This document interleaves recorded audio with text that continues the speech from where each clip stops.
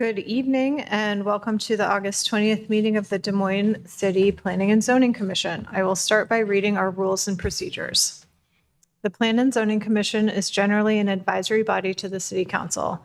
City Council will hold a public hearing and make the final decision on all matters before the commission other than site plans and subdivision plats, unless denials or conditional approvals thereof are appealed. The applicant will be given 10 minutes to present the request. Proponents and then opponents from the public are then allowed to speak in that order, with each speaker allowed a maximum of 5 minutes. The applicant is then allowed 5 minutes for rebuttal. The hearing will then be closed and the commission will discuss and vote on the issue. All comments are to be germane to the item under consideration and speakers are to maintain a courteous manner. Items listed on the consent portion of the agenda will not be individually discussed and will be considered for approval in accordance with the recommendation in the staff report unless an individual present or a member of the commission requests that the item be removed from the consent agenda and considered separately under the public hearing agenda. Let's start with approval of the minutes from our last meeting. Would anyone like to make a motion? I'll move approval. Thank you. All in favor, please raise your right hand. Any passes? Okay, minutes are approved. And I will go through the consent agenda first. Item number 1 is a request from 3820 Grand Avenue LLC and 3826 Grand Avenue LLC, represented by Mike Simonson, for review and approval of a preliminary plat, brownstones at Chamberlain Place, on 0.73 acres of property in the vicinity of 3820 and 3826 Grand Avenue to allow for subdivision of the property for a row home development with 6 lots. Is anyone in the audience here tonight who would like this item moved to the public hearing agenda and discussed? Anyone on the commission? Okay, item number 1 will stay on consent. Item number 2 is a request from Iowa Plumbing Solutions Corp. for the following regarding property located at 2100 East Army Post Road. Determination as to whether the requested rezoning is in conformance with Plan DSM. Amend Plan DSM to revise the future land use classification of the property from medium density residential within a neighborhood node to business park within a neighborhood node. And rezone the property from NX2 Neighborhood Mixed District to EX Mixed Use District to allow development of an industrial service light use. Would anyone in the audience tonight like this item moved to the public hearing agenda and discussed? Anyone on the commission? Okay, item number 2 will also stay on consent. Could we have a motion to move the consent agenda? Thank you. All in favor, please raise your right hand. And any passes?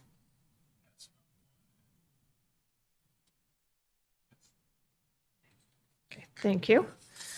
And that brings us to our public hearing item. This is a request from Tiger Knight, represented by Barry Nelson, for the following regarding 2 parcels located in the vicinity of 1210 Army Post Road.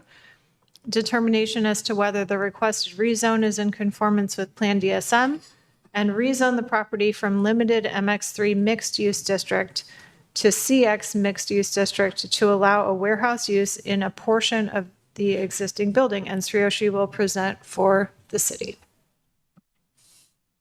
Thank you, Madam Chair. Sriyoshi Chakraborty, planning staff. Item number 3 is a rezoning request for property at 1210 and 1220 Army Post Road.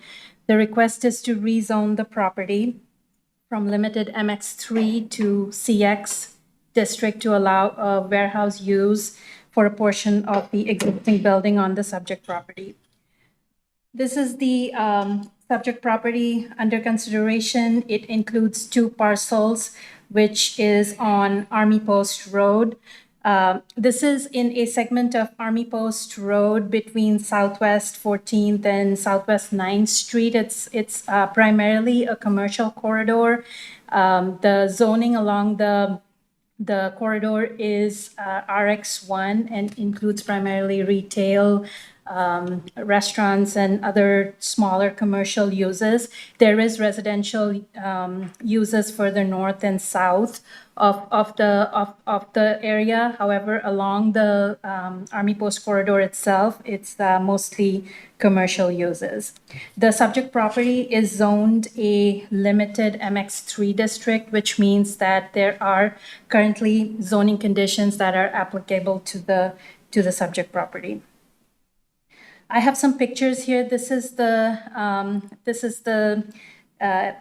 property in question. There is an existing metal building, an accessory building, and a paved surface parking lot. As you can see, this is the Army Post Road corridor. This is an older picture, but gives you a better idea of the site. And then some more current pictures of the parking lot and the building. Here's a close-up, and looking south from the parking lot. So I'm going to go through the zoning history for the subject property. You may have seen in your staff report, staff provided a summary of some of the zoning and enforcement related actions that pertain to this particular property. The applicant has previously tried to rezone the property for a variety of uses, and I'm going to just briefly summarize for your information some of the things that have occurred. So just chronologically, to give you context, in 2017, the City Council denied a request to rezone the subject property to M1 light industrial use to allow the applicant to use the building for a variety of uses, which included warehouse, bowling pin refurbishing, and automobile painting use. Following that, let's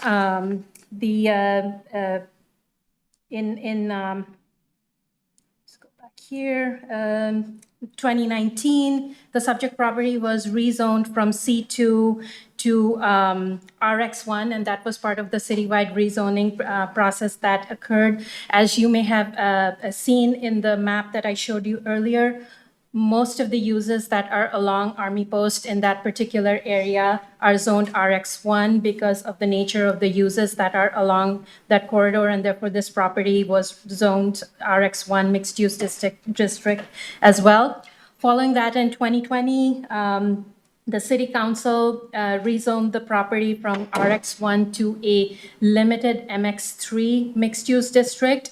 And this was to allow the applicant to retain a lawn care business with no outdoor storage. However, at that time, the council did impose zoning conditions on this subject property, and those are listed right here as I'm highlighting them. So these are currently the zoning conditions that are applicable to the subject property. So they are still in existence for this particular property. Following that, the applicant again tried to rezone the property in 2022. At that time, the request was to amend the zoning conditions to allow a particular use that's currently within the vehicle sales and service maintenance minor. And so the specific request was to allow a detailing and upholstery business, which is under the vehicle sales and service repair minor category. So the applicant was requesting to add that particular use to the list of or I should maybe say that was trying to request that use, which was currently prohibited because it was under one of the uses that was explicitly prohibited on the subject property. So at that time, the Planning Commission did recommend approval of that request. In other words, the Plan and Zoning Commission did recommend that the existing zoning conditions stay with the exception of the upholstery and detailing business that was requested. City Council, however, overrode that decision and denied that request at that time. Following that, the applicant sought a use variance from the Zoning Board of Adjustment to allow that particular use, auto detailing and auto upholstery use, which was again denied by the Zoning Board of Adjustment. There's also some recent enforcement history as it relates to the subject property that's outlined here. And there's been notice of violation sent to the applicant in 2024 regarding violation of Chapter 134 and Chapter 135 for uses that are explicitly prohibited, which are under the vehicle sales and maintenance and repair major category, which is not allowed by right in the MX3 district. There were additional violations related to outdoor storage, which is again not permitted, as well as violations including site plan. The site was not in compliance with an approved site plan, which included improvements to the parking lot relating to landscaping, striping, that kind of thing. The most recent, in July of 2026, the zoning inspector issued a notice to the property for non-compliance with the court order, again for violation of the city municipal code, including, you can see the list of bullet points here, but pertaining primarily to the uses and violation of not being in compliance with the approved site plan. And therefore, the notice was issued to notify the applicant of the city's intention to abate these violations unless those following issues were addressed. So that was just a somewhat quick summary. With that, I will move on to staff rationale and staff recommendation. Again, to remind you, the request at this time from the applicant is to allow a specific use that is not allowed in the MX3 district. The applicant is proposing to use a portion of the building for storage of files. And so that would, in our code, that would fall under the storage, distribution, and wholesaling warehouse use type, and that would specifically be allowed in the CX district. So staff is supportive of this specific use that has been requested. However, we do think that the zoning conditions that have been in place on the subject property should continue to exist. And therefore, staff is recommending a rezoning from the limited MX3 to a limited CX mixed-use district, subject to the same conditions that have been in place on the subject property, with the addition of the vehicle maintenance and repair major, which is a use that is allowed by right in the CX district. So just to clarify, MX3 district is very similar to CX district in terms of the uses that are allowed, but there are a few uses that are allowed by right in the CX district that are more intense, and the vehicle maintenance repair major is one of those, which allows more intense uses in that category, including body work for auto repair and painting and that kind of thing. So staff is recommending approval of the limited CX district subject to these zoning conditions. The applicant conducted a neighborhood meeting as required for rezoning, and this is a brief summary of what occurred during the meeting.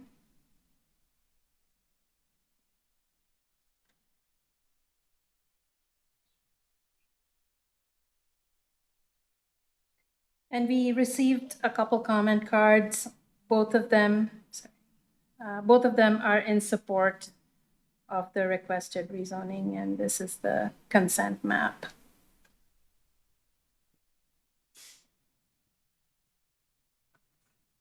So with that, if you have any questions, I'll be happy to take them at this time.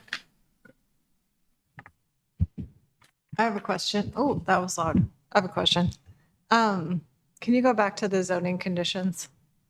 I just wanted to clarify that in a CX district, are all of the uses stated there allowed by right? So these conditions are needed to limit that? I believe that a lot of these conditions are allowed by right in both MX3 as well as CX district. These conditions, as you saw, have been in place on the subject property for a while, and that it came into existence when the property was zoned to a limited MX3 district. So in order for these uses to be prohibited, there would need to be a zoning condition to not allow those. Just to clarify, the bar and the alcohol sales are conditional uses. I'm pretty sure the bar is, I believe the alcohol sales would be as well. But just technically, there's a little difference between permitted by right and conditional. Conditional, you still have to go to the zoning board of adjustment. Okay. Thank you. Shiroshi, can you go back to the map? You had said they got 2 parcels, but it looks like I saw 3. Or they got 4. No, they have 2 parcels. So this is, if you can see my cursor, this is 1220 Army Post Road, and this is 1210 Army Post Road. So it's these 2 parcels. So the other 2 properties that they own by the same entity is not included in this. That's correct. They're not included at this time. As far as the permitted uses that are allowed within the CX, does it also include outdoor storage? Because I know that's been a problem with this property in the past. Yes. There would be some of those uses allow outdoor storage as accessory use in CX in general. I don't know, can you pull up the conditions again? Yes. I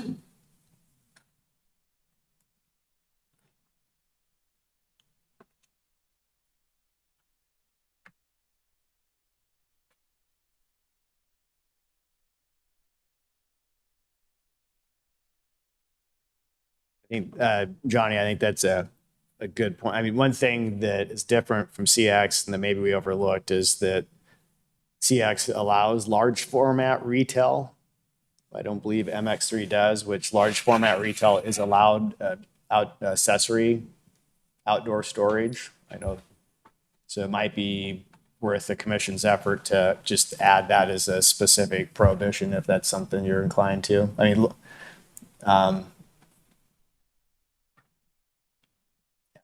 I mean, you could rely on the definition of large format retail. I don't know that this building is large enough to qualify to be classified as that use. There's a minimum square footage as part of that definition. But it's certainly, if that's something that, looking at the definition, 40,000 square feet is the minimum size for being called large format retail, where you would have some allowance for outdoor storage. But again, it wouldn't hurt if the commission was inclined to add another zoning condition that just prohibited outdoor storage as a period. Well, and city staff, if you recall the landscaping business, that was part of that proposal because they wanted to keep some trucks outside. And I don't recall what we did back then as far as the outdoor storage, but I thought it was a piece of contention. Yeah, the trucks are fine. It's the trailers and equipment. And I know from talking to the applicant, which he'll have his shot here, I know that the lawn care business, I believe he's struggled with them with their trailers, and that's what's been the issue. But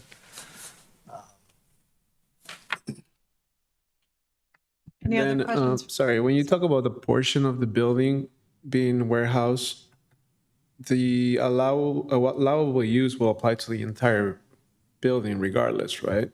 So if that portion of the building is warehouse and then the other businesses go out of business or whatever, the use will be allowed everywhere, right? That's correct. Okay. Thank you. Any other questions for staff? Thank you. Applicant, please come forward, state your name and address for our record, sign in when you're done, and you have up to 10 minutes. Hello, my name is Barry Nelson. I live at 1205 West Street, which is the property directly south of the building, 50315. I made some bullet points here, and so bear with me while I didn't write it verbatim. I'm going to look at my bullet points and talk. So when the building was originally built, it was designed and built as a C2 or commercial property, commercial highway, because Army Post Road was Highway 5, I believe, back then. And it was under legacy C2 zoning, highway-oriented, auto-centric commercial businesses with outdoor operational needs.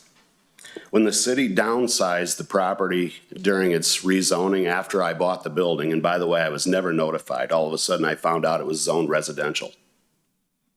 So, of course, I had my original vision for the building. I had rented a space in a multi-use building up in Urbandale by homemakers. And so when this building came on the market, or I discovered it, I wanted to do the same thing. I wanted to buy it and turn it into 3 to 5 units. They're 3,000 to 6,000 square feet for smaller service businesses. I want to cater to service businesses like plumbing or lawn care, or I have a martial arts place that's looking at renting. So I had rented space at Urbandale and it worked really well. And I thought, this is great. After COVID, office space is kind of dead because everyone's working from home. Retail's kind of dead because of Amazon, Walmart, online, TikTok, Facebook. So I don't want it to be retail. I don't want it to be office. I want it to be ideally for service businesses, an overhead door, an entrance door. You can store some stuff. You can do some floor remodeling, whatever. So I'm not asking the city to introduce a massive new commercial disruption to this neighborhood. I am asking the city to correct a regulatory mismatch, because when I had to claw back, the city suggested MX3. However, the classic MX3 are buildings that hug the street and their parking is behind or on the sides. Classic CX that goes with C2 is where the parking lot is in front of the building, between the street and the building is set back. So at the time, I actually had a city official, and don't ask me for the exact name, I was dealing with 3 or 4 different people after they zoned it residential. I said, well, can you explain this MX3 to me better? And they said, to be honest, we don't understand it yet ourselves. So I agreed to MX3 with some limitations, thinking I could get it all rented and do fine. And I have tried that now for years. As Sureshi put down, whatever year they took it to MX3, it's not working. I've had to evict 4 tenants that I thought were fine. I didn't realize minor auto repair, upholstery, and auto detailing was not in there, so I had to evict them.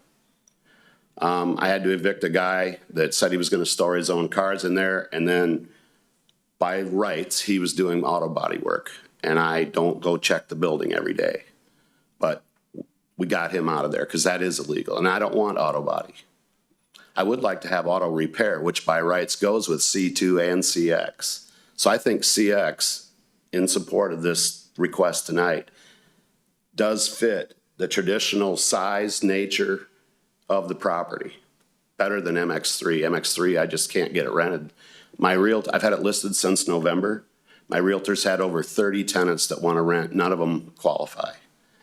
Over 25 of them are auto repair minor, which is brakes and, minor stuff. And in that is auto upholstery and auto detailing. So none of that's allowed right now. So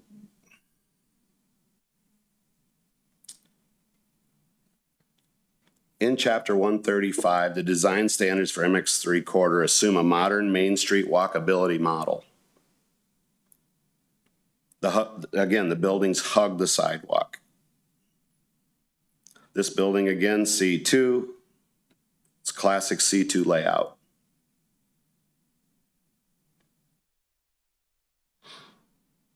The reason we're here tonight specifically is I have a prominent law firm in town. It's now the biggest law firm in Iowa, They want to rent 3,000 square feet to store documents. They're currently in over 4,000. They want to purge and get down to 3,000 and rent from me with a 5-year lease at full price. Document storage is not allowed under MX3. And this is a 16,000 square foot building. It's 15,000 footprint. There's 1,000 in the back and a mezzanine. That back space is my space. I store equipment, stuff in. So the lawn care tenant, there's been a lot of discussion about the outdoor storage.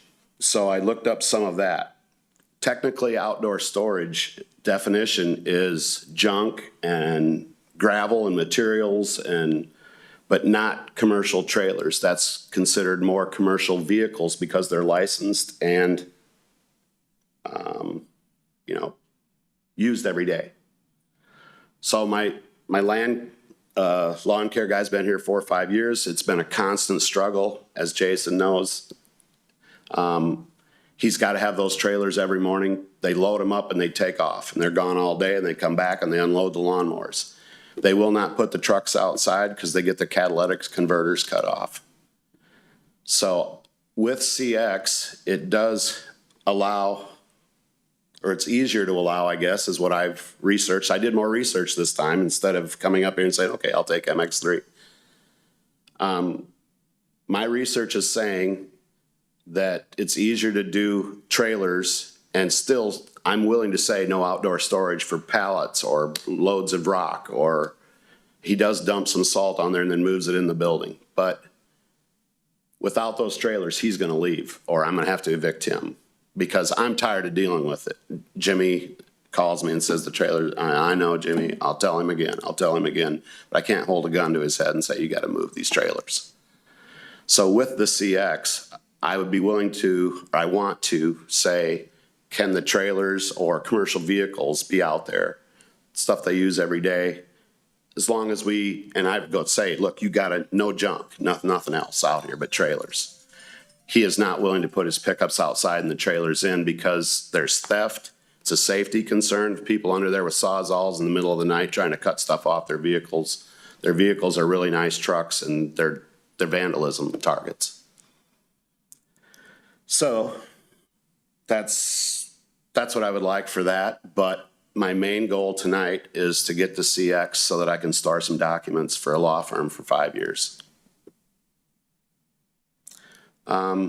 Would like to get auto repair back. Over 25 auto repair places have wanted to rent. And if there's that much demand, helps the consumer, lower auto repair costs. Has anybody had to have their car fixed lately? It's insane. So I still don't understand why by right that's included. So again, main goal, CX, like to get the attorney firm in. Jason recommended maybe coming back later at another time and going for some trailer storage or auto repair back, but I'm planting the seed tonight. And so I'll do it any way that you want. With the site plan issues, strictly my property taxes have quadrupled from $500 a month to $2,000 a month. I can't get it rented. I'm negative cash flowing. If this doesn't go through, I'm gonna sell the building probably for about half of what it's really worth. I just can't get it rented, can't make it cash flow. It's just a broken business model at this point, and I don't want to deal with it anymore at my age. So, any questions? When you get like cited for the violations for the trailers or whatever, are those called in by your neighbors? They're telling me that they are a complaint-based system. I keep saying who's complaining so I can go talk to them, and they won't tell me. They said we can't tell you that because there, it could be conflicts, I suppose. But I can have a conflict with my neighbor over the fence. So they're saying there's complaints, but I don't know who. It's coming to a head, though. I mean, the tenant's either going to move or I'm going to have to evict him, or, I mean, the trailers are all utility trailers. They do have one commercial truck that hauls some other equipment. They have a dump trailer, but if this was allowed and the trailers were allowed, I would force them tell them, look, we're gonna be okay with the city if you put your dump trailer down in the loading dock area, because then it's down 4 feet and it's less visible from the street. And that's on the west end there, that little white jut. That's a 4-foot high loading dock, and so the trailer could go down in there. I've spent $500,000 on this building since I bought it, and the site plan repairs are $60,000. The city's basically forcing me to put brick on the front, a decorative fence out front. That's all goes with MX3. So I've bought all the materials, I'm doing the work. I could spend another $30,000 and pay someone to do it, and it'd be done in a couple weeks, but I know how to do all this, but I don't have the time, so I'm working on it as fast as I can. Hope to have it all done before winter, so I've talked to Jimmy about that. The brick are out front, the fence is mostly up. I have to knock out parking lot to put in grass. We still have a little more to knock out and pour, but we're well underway with everything. I have to put a new privacy fence in the back. I purchased about half of that and put up some of it. So I'm willing to comply with everything that the city wants, but I need some relief on who I can rent to and what those tenants can do within reason. Other questions for the applicant? So reading the staff recommendations, it sounds like you're not in agreement with those. If there's a recommendation for any commercial use to commence after the certificate of occupancy is issued, that means that the site has to be in compliance with the site plan. Correct? Right. And that's part of the problem, is that that hasn't happened in the last, I don't know, 5-6 years. We've been modifying it over time, though. We even modified it some last fall with Jillian. So we keep modifying it because that site plan was made for an event center and calls for a $200,000 sprinkler system. Well, that guy walked away, so I don't want the sprinkler system anymore. Yeah, the sprinkler system's a building code thing. It's not part of the site plan, but yeah, we have worked with you. We've reduced some of the building materials and landscaping where it made sense to. I agree. Sureshi pointed out that they're still recommending excluding vehicle maintenance repair major. She didn't mention that minor is still in there too. So She was just trying to clarify that these conditions are exactly what's there today, but because CX brings in new uses, that we did have to add in order, it would make sense to prohibit the minor, but then allow the major, so that we added it. agreed. And at one point I was denied for the auto repair and auto upholstery and detailing, and then I was approved. So when another tenant called in, they said, oh, you're approved for that. So I don't know what happened there. Somebody made a mistake and approved me when I thought I had officially been unapproved. So I don't even know where that stands officially right now.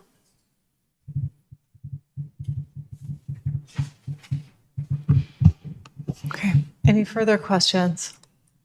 So with this attorney law firm tenant, your building will be full?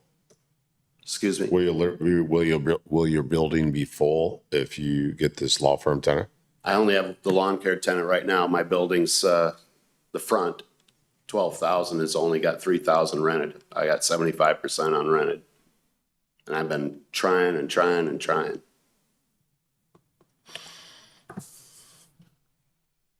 But you're willing to come back for the repair minor and vehicle major?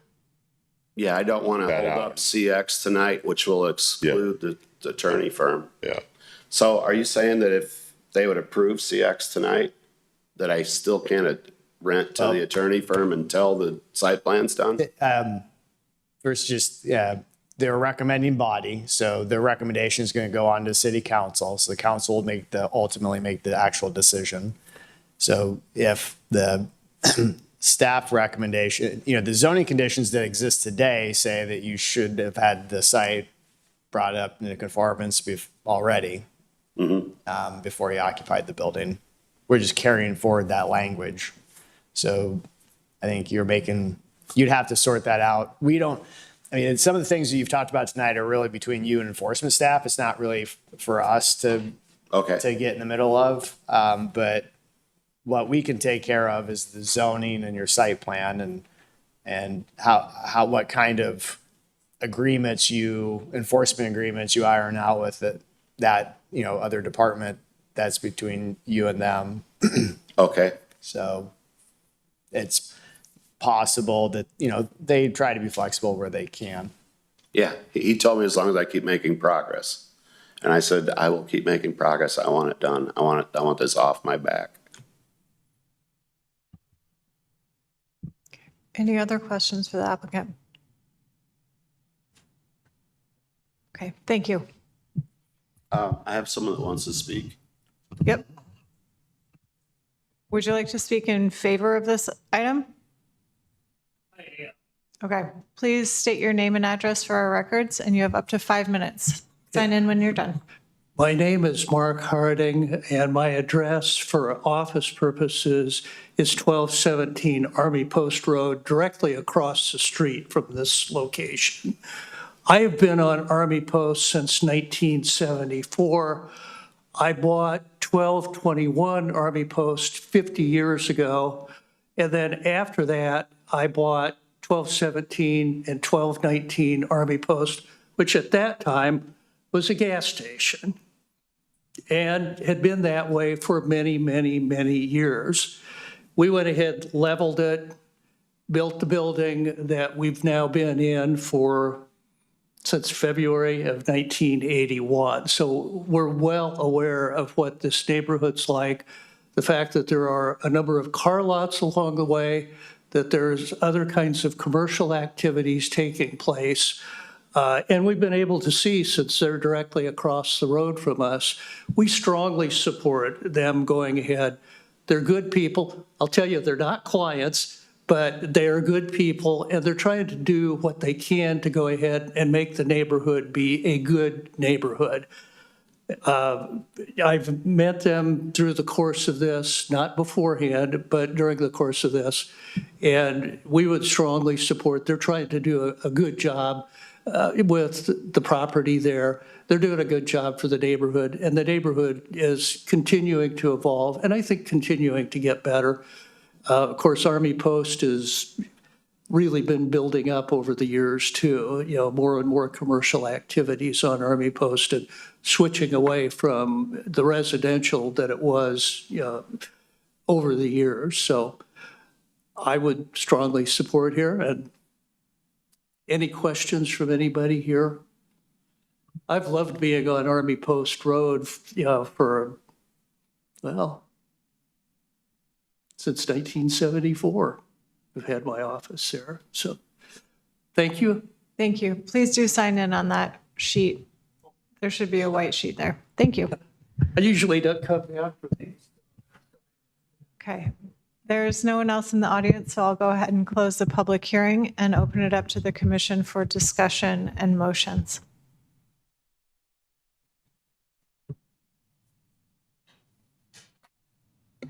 I'll say that I think he makes a good case for the staff recommendation.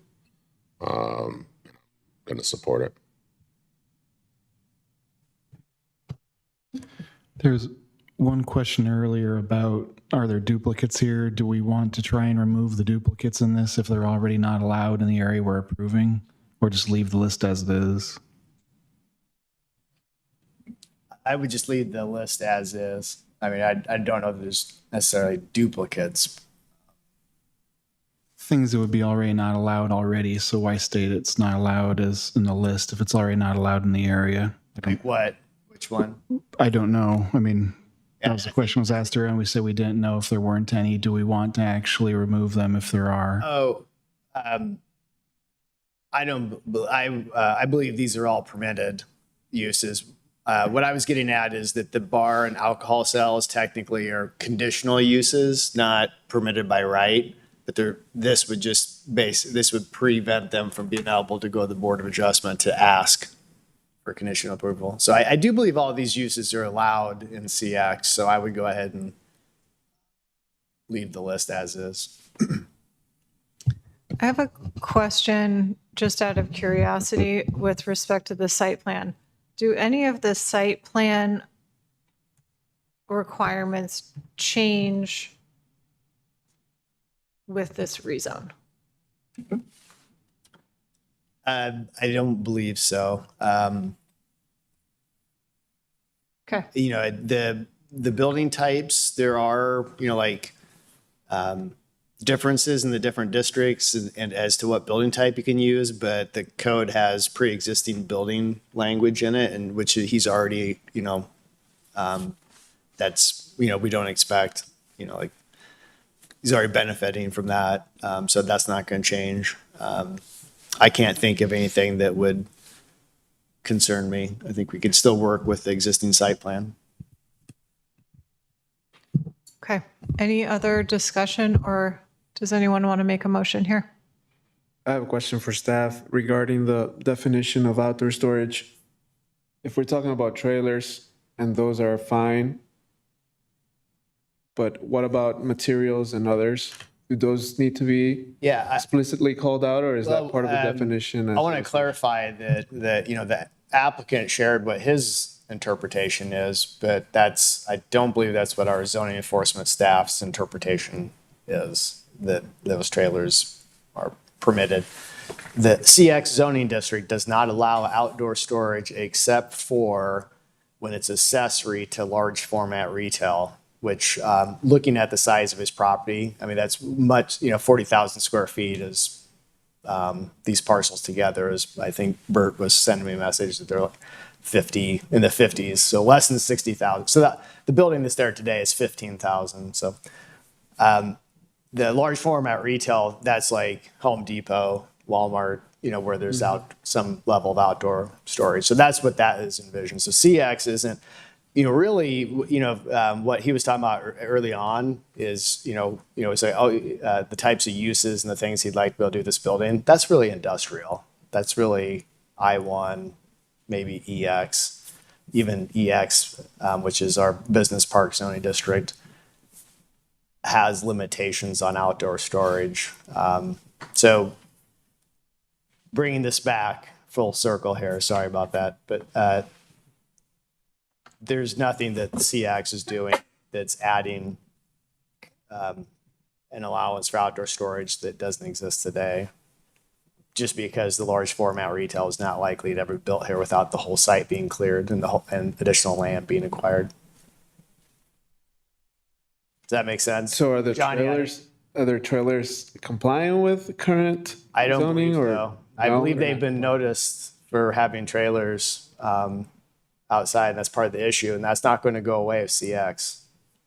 That was where I was going in my long-winded spiel. That what he really wants is I-1 zoning, but that's not going to happen here. And actually, if you go back through the history of the zoning history, before the citywide rezoning, he had requested M1, which was the old code's version of I-1.